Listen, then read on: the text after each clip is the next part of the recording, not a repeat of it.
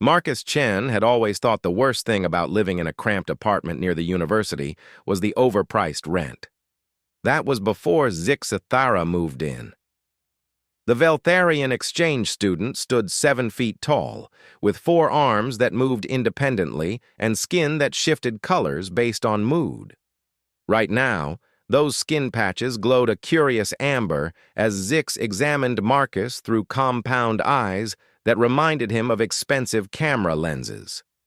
"Human Marcus," Zix said in that melodic voice that always made Marcus think of wind chimes in a hurricane. "I require your assistance with my doctoral research." Marcus looked up from his biology textbook, already dreading the conversation. Living with an alien anthropologist for 3 months had taught him that Zix's research requests usually involved Marcus doing something embarrassing while being recorded on 12 different types of sensors. "What kind of assistance?" Marcus asked carefully. Zix's skin shifted to excited purple streaks. "I am studying human pair bonding rituals. My thesis advisor has declared that previous research was conducted poorly. Too much observation from distance, not enough direct participation study." "Okay, so you want to observe human couples. That makes sense. There's a coffee shop down the street where—" "No, no, no." Zix waved all 4 arms in disagreement.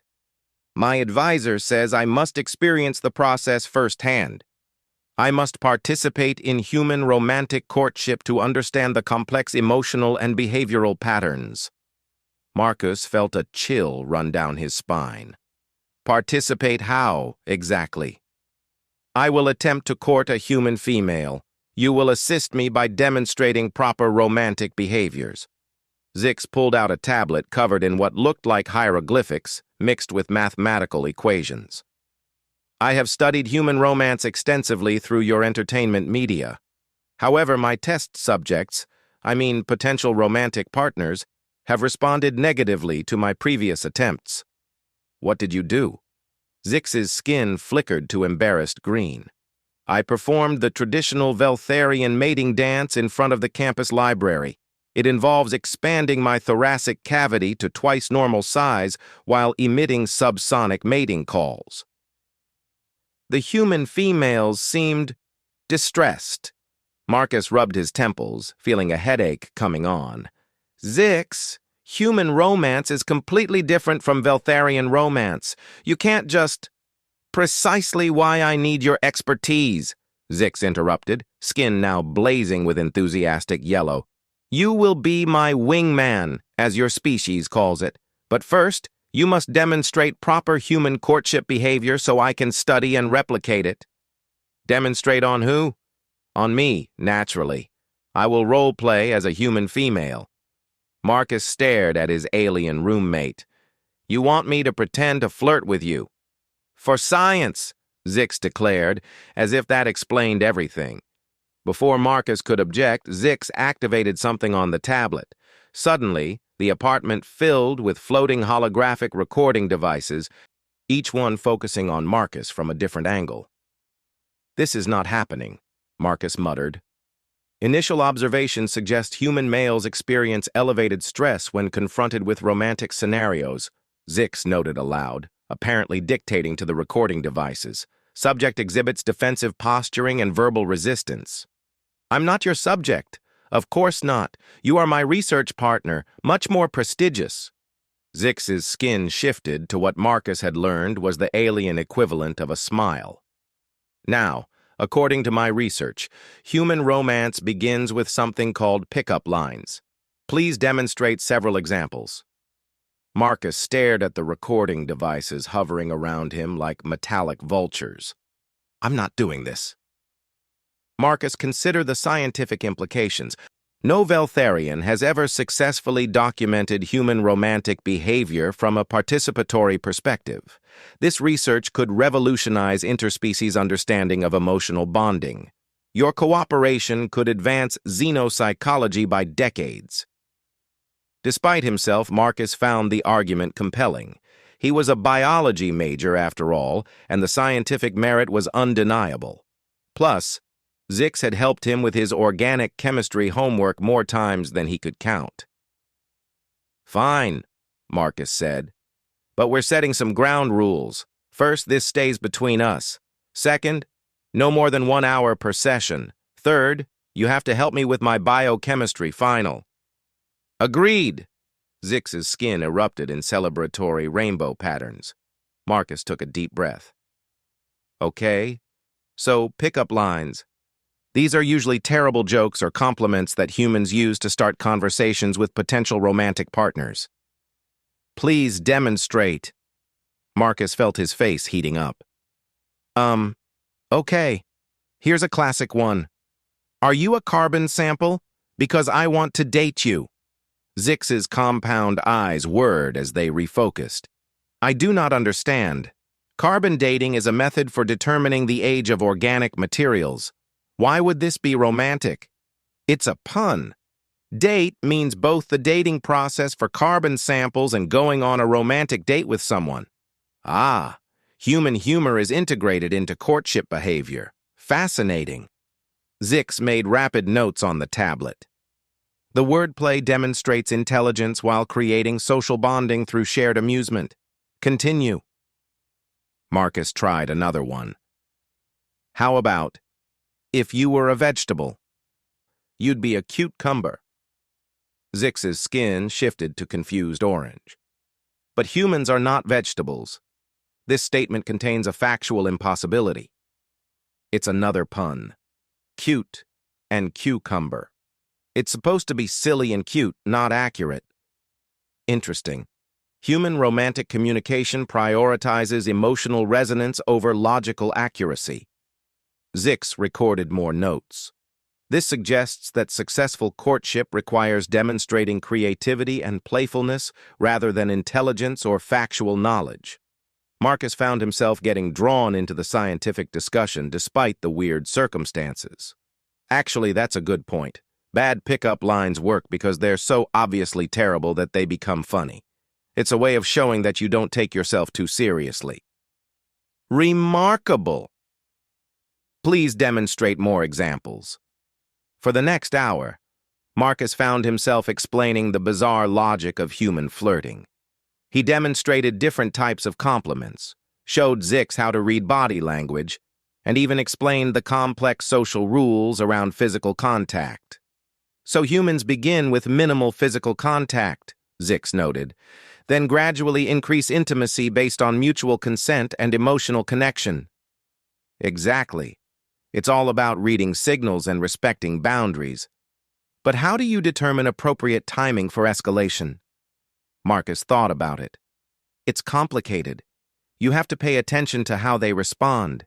If someone leans away when you move closer, that's a signal to give them space. If they maintain eye contact and smile, that's usually positive. Your species relies heavily on nonverbal communication. We do. A lot of human interaction is about what people don't say. Zix's skin shifted to thoughtful blue. This explains many of my previous failures. I was communicating only with words, not with body language. As the session wound down, Marcus realized he'd actually enjoyed the conversation. Teaching Zix about human behavior from a scientific perspective made it feel less embarrassing and more like legitimate research. "Same time tomorrow?" Zix asked as the recording devices powered down. "I guess so, but tomorrow we're working on conversation skills. No more pickup lines." "Agreed. Thank you, Marcus. This data will be invaluable for my research." That night, Marcus lay in bed thinking about the strange turn his life had taken. He'd signed up to room with an alien exchange student for the cultural experience and the reduced rent.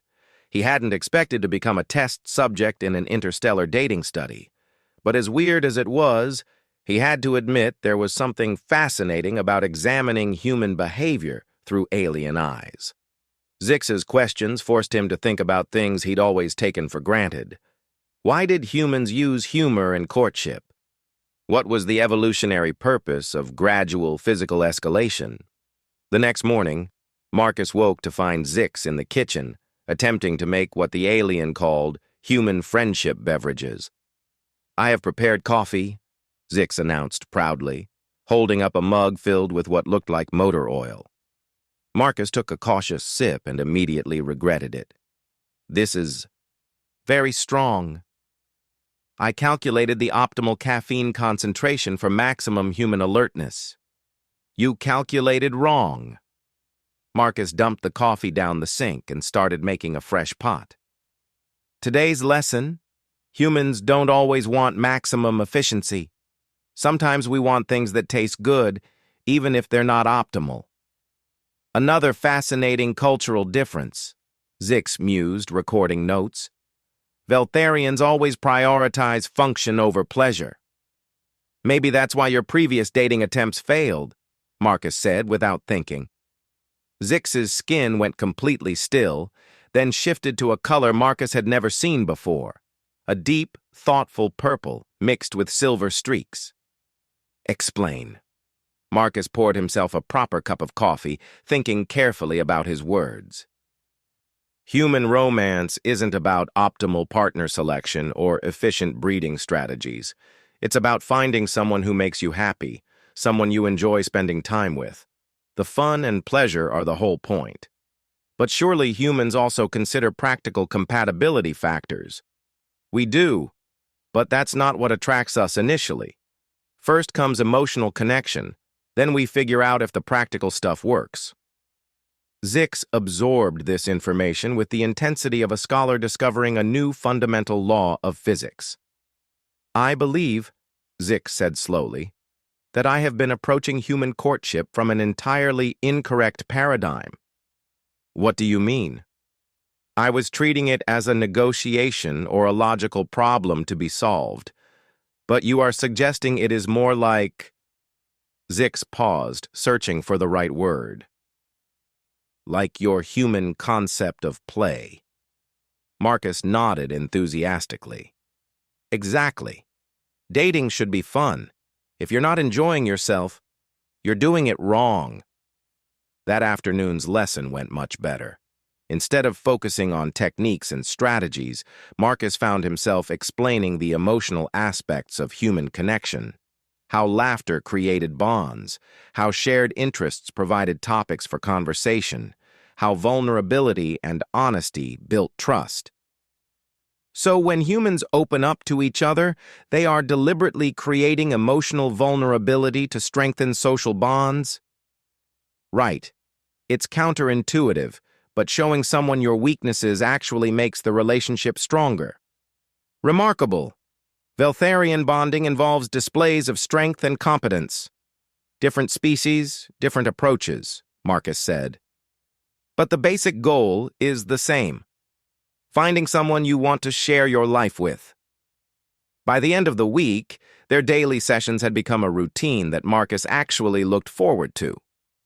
Zix was a quick learner and an insightful observer, and their conversations often lasted well beyond the agreed-upon hour. "I believe I am ready to attempt real human courtship," Zix announced on Friday evening. Marcus felt a sudden pang of something that might have been disappointment. "Oh, great. That's good progress. However, I will need continued observation and guidance. Will you accompany me to provide real-time coaching? You want me to watch you try to pick up women?" "For science," Zix said, with what Marcus was pretty sure was alien amusement. Marcus found himself agreeing, though he couldn't quite explain why. Maybe it was scientific curiosity, maybe it was friendship, or maybe, somewhere deep down, he was enjoying being needed as an expert on something he'd never considered himself particularly good at. Either way, his quiet life as a biology student was about to become a lot more complicated. The campus coffee shop buzzed with Friday afternoon energy as Marcus sat in a corner booth, watching Zix approach the counter. His alien roommate had spent 2 hours that morning practicing casual human posture and non-threatening facial expressions. The result was unsettling, like watching a 7-foot-tall praying mantis try to impersonate a relaxed college student. "Remember," Marcus had coached earlier. Humans don't like being studied. You need to have a genuine conversation, not conduct an interview. Zix's skin currently displayed what the alien thought was natural human coloring, a pale beige that made him look like he'd been dipped in primer paint. The camouflage wasn't perfect, but from a distance, he could almost pass for a very tall, very unusual exchange student. Marcus watched nervously as Zix approached a red-haired girl reading at a table near the window, Sarah Martinez from his biochemistry class. Marcus's heart rate spiked as he realized Zix was heading straight for someone Marcus had harbored a quiet crush on for months. "Excuse me," Zix said, his voice carefully modulated to human frequencies. "May I occupy the adjacent seating apparatus?" Sarah looked up, confused. "The what?" Marcus winced. They'd practiced this conversation a dozen times. But Zix was reverting to formal Veltharian speech patterns under stress. "I mean," Zix corrected himself, "may I sit here?" "Oh, sure." Sarah smiled politely and moved her backpack off the empty chair. Marcus held his breath as Zix sat down with the careful precision of someone who'd studied human sitting techniques, but hadn't quite mastered the casual execution. "I am Zix," his roommate said. "I am pursuing academic studies in anthropological research methodologies." Sarah blinked. "That's very specific. I'm Sarah, biology major." "Biology?" Zix's excitement caused his skin to flicker yellow before he caught himself. "I find biological sciences fascinating, particularly reproductive strategies across different species." Marcus buried his face in his hands. This was going to be a disaster, but Sarah laughed. "Wow! You really cut straight to the interesting stuff. Most people start with, 'What's your major?' and work up to the weird topics." "You find reproductive biology interesting?" Zix asked, his genuine curiosity overriding his practiced conversation techniques. "It's what I'm focusing on for my graduate research. Evolutionary adaptations in mating behaviors." Sarah leaned forward, suddenly engaged. "Are you working on anything related?" Marcus watched in amazement as Zix's authentic interest in Sarah's research created an immediate connection. His roommate forgot about pickup lines and practiced responses, instead asking thoughtful questions about Sarah's work on butterfly mating displays. "That's remarkable," Zix said after Sarah explained her thesis project. "You've observed how environmental pressures influence courtship complexity?" "Exactly. The more competitive the environment, the more elaborate the displays become." Sarah's eyes lit up. "It's like an evolutionary arms race of romance." "An arms race of romance," Zix repeated slowly. "What a beautiful phrase." Marcus realized that Zix had stumbled onto something important. Instead of trying to perform human romantic behavior, he was simply being himself, curious, intelligent, and genuinely interested in Sarah as a person. The conversation continued for 45 minutes. Marcus watched Sarah become increasingly animated as she and Zix discussed everything from sexual selection theory to the philosophical implications of consciousness in mating choices. When Zix mentioned his own research into interspecies communication patterns, Sarah practically vibrated with excitement. "You're studying how different species communicate romantic interest? That's incredible. I've always wondered about that."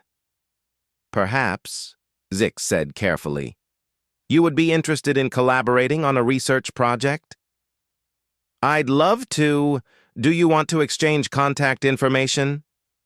Marcus felt a weird mixture of pride and something else, something that felt uncomfortably like jealousy, as he watched Zix successfully obtain Sarah's phone number. "This has been the most interesting conversation I've had all semester," Sarah said as she packed up her books. "I'll email you some of my research papers." After Sarah left, Zix practically glowed with satisfaction as he slid into Marcus's booth. "Did you observe the successful interaction?" Zix asked, barely containing his excitement. "I did," Marcus said, trying to sound enthusiastic. You did great once you stopped trying to follow a script. The breakthrough occurred when I ceased attempting to replicate human behavior and instead engaged with her intellectual interests. Zix's skin shifted to thoughtful blue. She responded positively to authentic curiosity rather than performed charm. Marcus nodded, though something about the conversation bothered him. Sarah's really smart. You two have a lot in common. Indeed. I believe she will be an excellent research collaborator. Zix paused, his compound eyes focusing intently on Marcus. However, I observed something unexpected during our interaction. What's that? You displayed signs of emotional distress while observing my conversation with Sarah Martinez. Elevated heart rate, muscle tension, reduced verbal communication, classic indicators of human jealousy. Marcus felt his face heating up. I wasn't jealous. Interesting. Denial of emotional states appears to be a common human response to uncomfortable truths. Zix? You have romantic interest in Sarah Martinez, Zix continued with scientific objectivity. This explains your physiological responses. Marcus slumped in his booth. There was no point in denying it when his roommate could literally read his stress levels through alien senses. Maybe a little, Marcus admitted. I've had a crush on her for months, but I never worked up the courage to talk to her. Zix's skin shifted through several colors rapidly, something Marcus had learned indicated intense mental processing. This presents a significant ethical dilemma, Zix said finally. What do you mean? I have unknowingly interfered with your own potential romantic pursuit. This violates multiple principles of research ethics and friendship protocols. Marcus looked at his alien roommate with surprise. In all their conversations about human relationships, he hadn't expected Zix to understand the concept of romantic competition, much less care about it. It's not your fault, Marcus said. You didn't know. Nevertheless, I have caused unintended harm to your emotional well-being. Zix's skin displayed what Marcus recognized as distressed orange. I must rectify this situation. How? I will withdraw my romantic interest in Sarah Martinez and facilitate your courtship instead. Marcus stared at his roommate. You can't just turn off attraction like a switch, Zix. Can I not? Observe. Zix closed his compound eyes for a moment, then opened them with his skin showing confident purple. I have reclassified Sarah Martinez from potential romantic partner to valuable research colleague. Problem solved. That's not how human emotions work. No, Zix agreed, but it is how Veltharian emotions work. We have much greater conscious control over our attachment responses than humans do. Marcus found himself genuinely curious despite the awkward situation. Really? Veltharians evolved in a society where rational mate selection was necessary for survival. Emotional attachment that didn't serve practical purposes was literally selected out of our gene pool. Zix's skin showed educational yellow. However, studying human emotion has made me realize that your species' approach has significant advantages. Like what? Your emotional bonds create deeper, more meaningful connections. When humans say they love someone, they mean something much more profound than Veltharian optimal partnership compatibility. That evening, Marcus found himself having the strangest conversation of his life as Zix outlined a plan to help him approach Sarah. Based on today's interaction, I can provide detailed intelligence about her interests, communication preferences, and positive response triggers, Zix explained with the enthusiasm of a general planning a campaign. This feels wrong, Marcus protested, like I'm using insider information to cheat. Nonsense. You are simply leveraging available resources to optimize your romantic strategy. When you put it like that, it sounds even worse. Zix's skin shifted to confused orange. I do not understand your objection. Is it not logical to use all available information to achieve your desired outcome? Marcus tried to explain the human concept of fair play in romance, but Zix found the idea baffling. So humans deliberately handicap themselves in romantic competition to maintain arbitrary rules of engagement? It's not arbitrary. It's about authenticity. If Sarah likes me, I want it to be because she actually likes me, not because you told me exactly what to say to manipulate her feelings. But you are still you, regardless of whether you have information about her preferences. Marcus paused, considering this. That's actually a good point. Furthermore, Zix continued, my observations suggest that Sarah Martinez was attracted to intellectual curiosity and genuine interest in her work. These are qualities you possess naturally. I am simply advising you to emphasize your existing positive attributes. Over the next hour, Zix provided Marcus with a detailed analysis of Sarah's conversation patterns, interests, and behavioral cues. Despite his ethical concerns, Marcus found the information invaluable. She responds positively to direct questions about her research, Zix noted. She appreciates precise vocabulary and complex ideas. She becomes animated when discussing theoretical implications of her work. Okay, so I should ask her about her research. Yes, but not as a pretense for romantic interest. Display genuine curiosity about her ideas. Ask follow-up questions. Challenge her assumptions respectfully.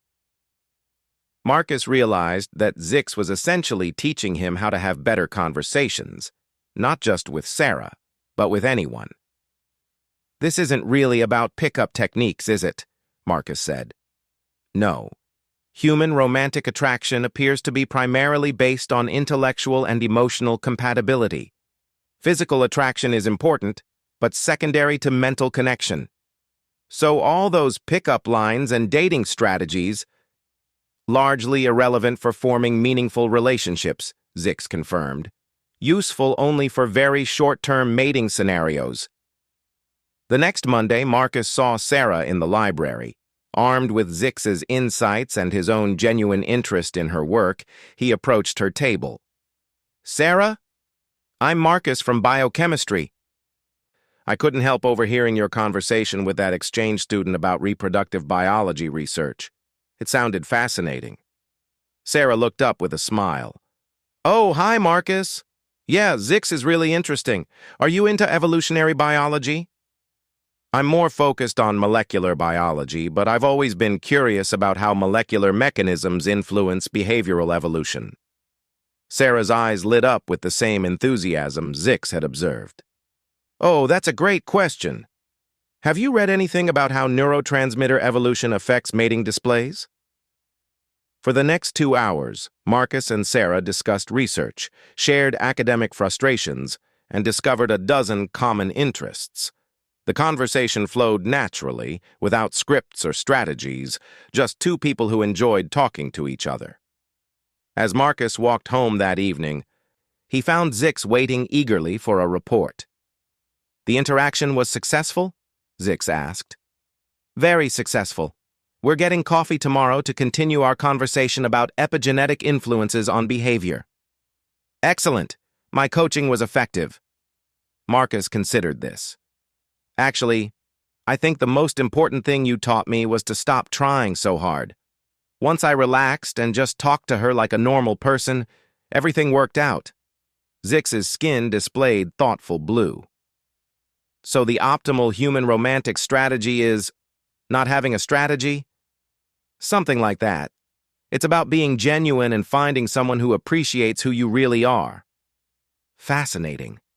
This suggests that human romantic success correlates with self-acceptance and authenticity rather than performance and technique. Marcus nodded, then had a sudden realization. Zix, what about your research? Don't you still need to study human romance? Oh, I have been studying it, Zix said with what Marcus was sure was alien amusement. You have been an excellent research subject, Marcus. Your romantic success with Sarah Martinez has provided invaluable data about authentic human courtship behavior. Marcus stared at his roommate. You've been studying me this whole time?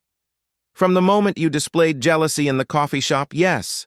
Observing your emotional responses and behavioral adaptations has been far more educational than any stage demonstrations.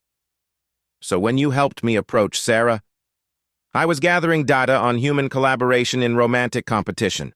Do humans share resources to help friends succeed, even when it conflicts with their own interests? The answer, apparently, is yes. Marcus wasn't sure whether to be impressed or annoyed. You manipulated the entire situation for your research. I prefer to think of it as creating optimal conditions for naturalistic observation, Zix said diplomatically. Despite himself, Marcus found himself laughing. You know what? I don't care. It worked out for everyone. I'm happy, Sarah's happy, and you got your research data. Indeed, although I must note one unexpected finding. What's that? Zix's skin shifted to a color Marcus had never seen before, warm gold with silver undertones. I have discovered that helping a friend achieve romantic success produces positive emotional responses in the observer. Veltharians do not typically experience this phenomenon. That's called happiness for someone else's success, Marcus said. Humans call it being a good friend. Perhaps, Zix mused, some human emotional responses are worth adopting, even for a logical species like mine. That night, as Marcus prepared for his coffee date with Sarah, he reflected on the strange journey that had brought him to this point. 3 months ago, he'd been a shy biology student who couldn't work up the courage to talk to his crush.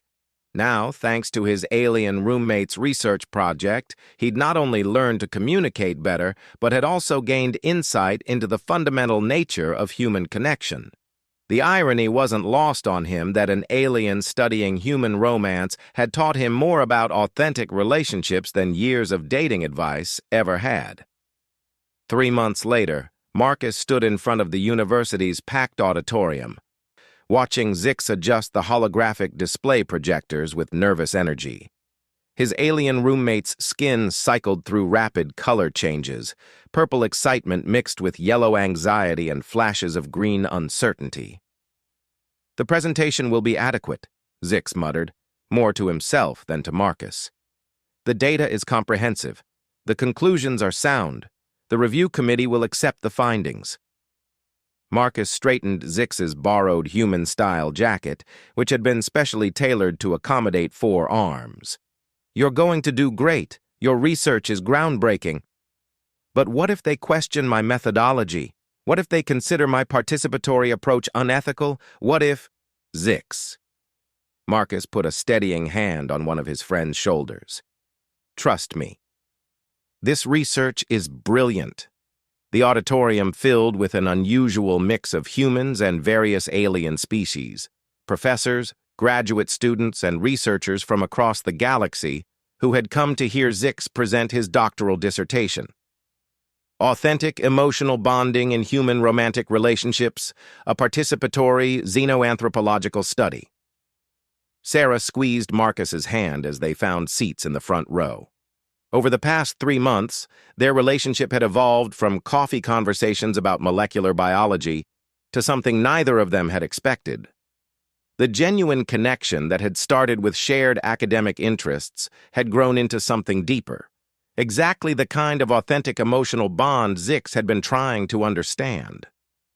Nervous? Sarah whispered as the lights dimmed. For Zix? Definitely. He's put everything into this research. Dr. Yamamoto, the head of the xenoanthropology department, introduced Zix with glowing praise for his innovative methodology. As Zix took the stage, his skin settled into confident purple with gold highlights.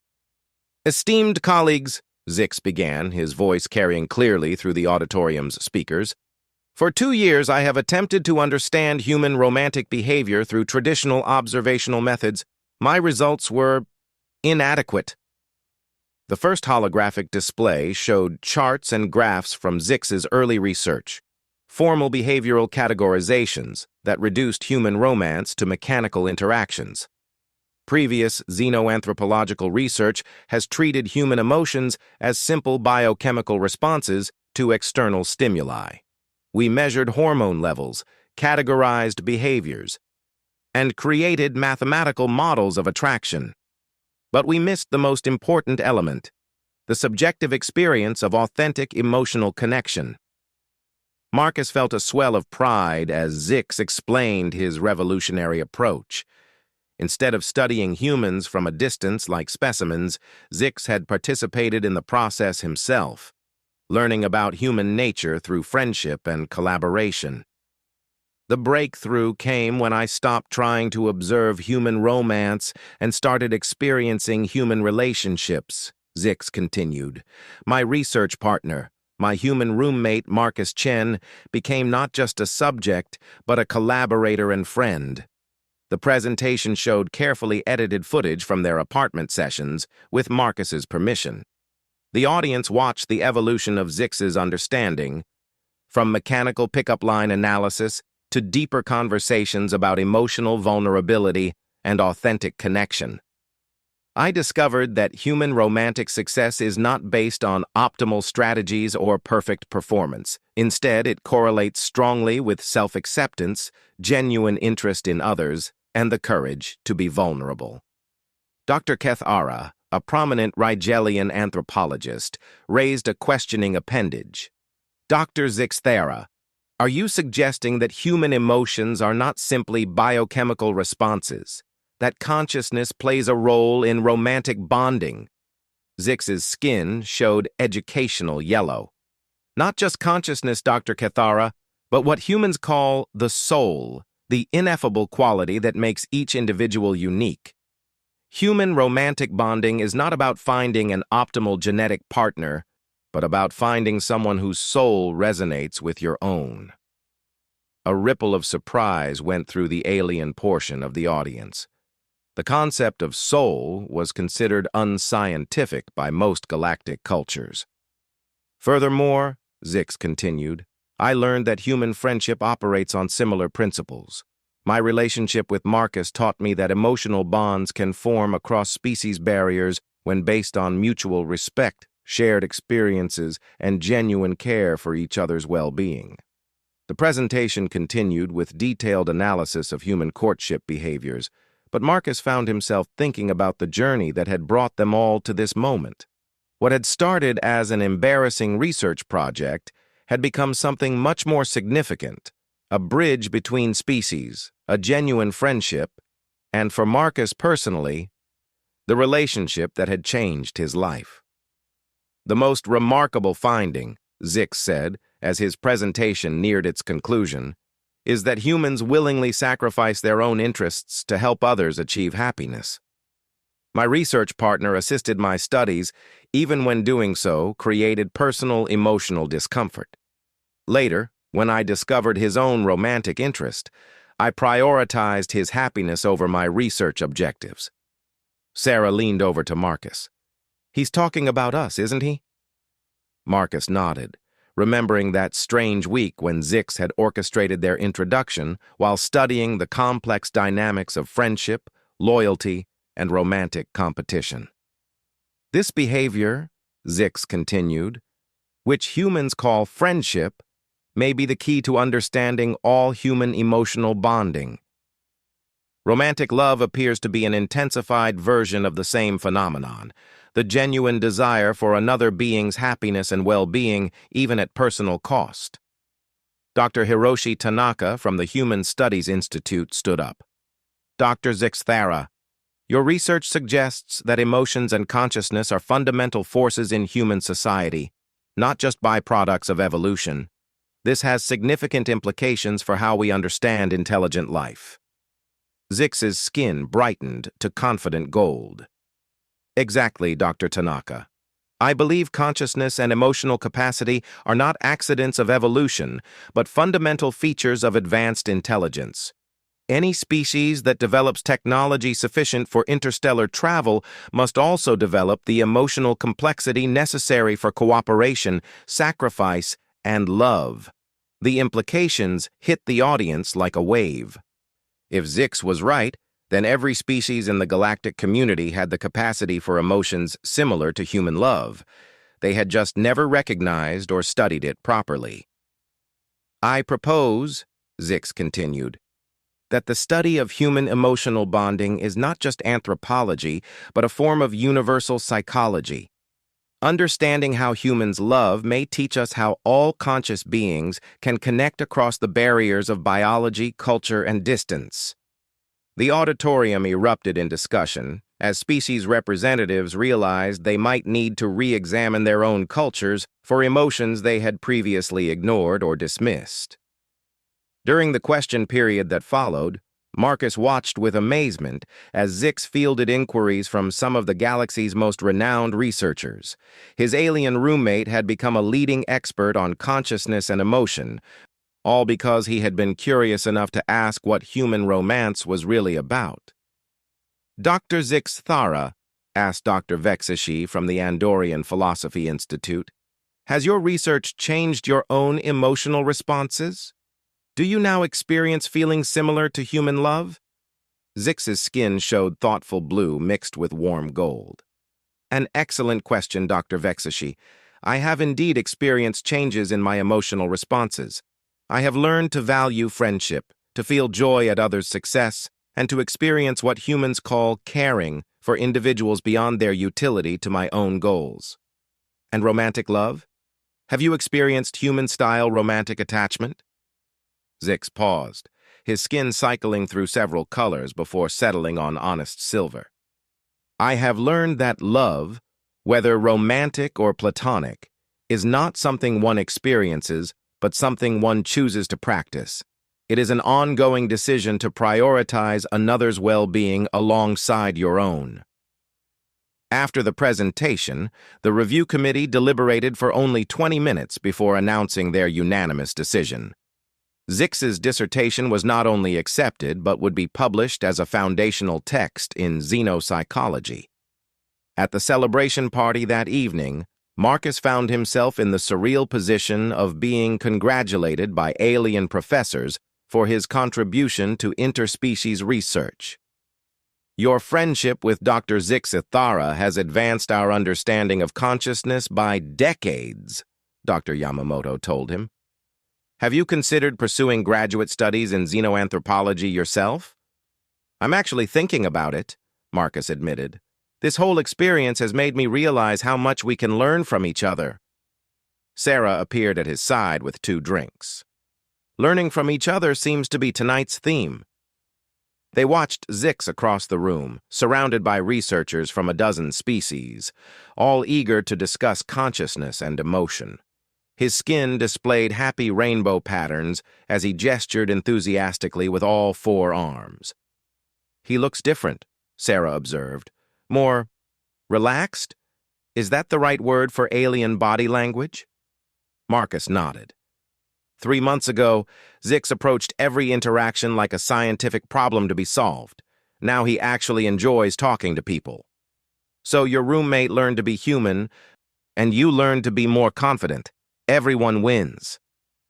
"Not just confident," Marcus corrected. "I learned that relationships, all relationships, work better when you stop trying to impress people and start trying to understand them." As the evening wound down, Marcus and Zix walked home together under the campus lights. Zix's skin glowed soft blue with contentment. "Successful presentation," Marcus said. "Successful research project," Zix replied, though I must admit the most valuable discoveries were unplanned. "Like what?" "Like learning that friendship is a form of love, and love is a choice to see beyond the surface differences between beings." Zix's skin shifted to warm gold. "I came to this planet to study human behavior, but I learned something far more important: how to be a person rather than just an observer." They walked in comfortable silence for a while, an alien and a human who had become genuine friends through the simple act of trying to understand each other. "Marcus," Zix said as they reached their apartment building, "I have a confession." "What's that?" My next research project will examine long-term human relationship dynamics and social support networks. I was hoping you might assist with data collection again." Marcus grinned. "You want to study friendship? I want to study our friendship, along with your relationship with Sarah and the complex social bonds that form in human communities." Zix's skin displayed mischievous purple. "For science, naturally." "Naturally," Marcus agreed. "But this time, can we skip the pickup lines?" "Agreed. I have learned that the most interesting human behaviors cannot be scripted or performed. They must be authentic."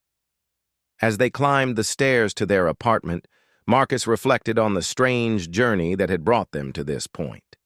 He had started as a shy biology student, helping his alien roommate understand human romance. He was ending as a confident young man with a girlfriend he adored, and a best friend who happened to be from another planet. The research had been successful beyond anyone's expectations. Zix had not only completed his doctorate, but had also opened an entirely new field of study. Human-style emotional bonding was now being researched on dozens of worlds, as species throughout the galaxy discovered their own capacity for friendship and love. But for Marcus, the most important discovery was simpler. Sometimes the best way to learn about yourself is to help someone else understand what it means to be human. 6 months later, Marcus received his acceptance letter to the graduate program in xenoanthropology. His research proposal, studying how interspecies friendships develop and influence both cultures involved, had been enthusiastically approved. Zix's skin practically exploded with celebratory colors when Marcus shared the news. "Research partners again," Zix declared. "Though this time, you will be the primary investigator." "Co-investigators," Marcus corrected. "We're in this together." Sarah kissed his cheek when she heard the news. "I'm proud of you for following your passion." "I'm proud of all of us," Marcus said, looking around their apartment at the strange family they had become. "We've proven that connection really is possible across any difference, species, culture, or planet of origin." That evening, as Marcus began planning his graduate research, he realized that Zix had been right all along. Love, in all its forms, really was worth studying, not because it could be understood or explained, but because the very act of trying to understand it brought beings together in ways that no amount of technology or logic could achieve. The greatest discovery in human romance research had turned out to be that romance itself was just one expression of something much larger: the capacity for conscious beings to care about each other across every conceivable barrier. And that, Marcus thought as he watched his alien best friend help his human girlfriend with her research calculations, was definitely worth celebrating.